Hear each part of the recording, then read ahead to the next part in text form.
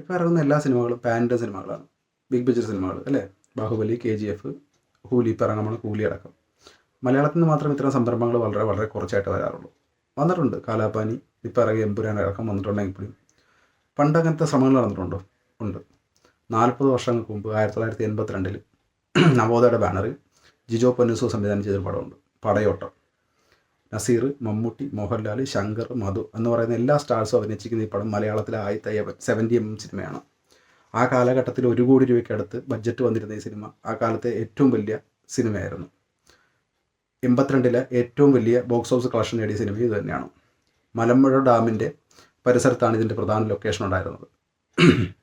മമ്മൂട്ടി മോഹൻലാലും ആദ്യമായി ഒന്നിച്ച് അഭിനയിച്ച സിനിമ ഇത് തന്നെയാണ്. ഇതിൽ മോഹൻലാലിൻ്റെ അച്ഛനായിട്ടാണ് മമ്മൂട്ടി അഭിനയിച്ചിരിക്കുന്നത്.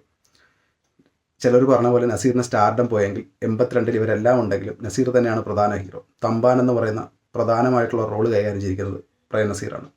ഈ പടം നിങ്ങളൊന്ന് കണ്ടു നോക്കൂ, വളരെ നല്ലൊരു ഫിലിമാണ്.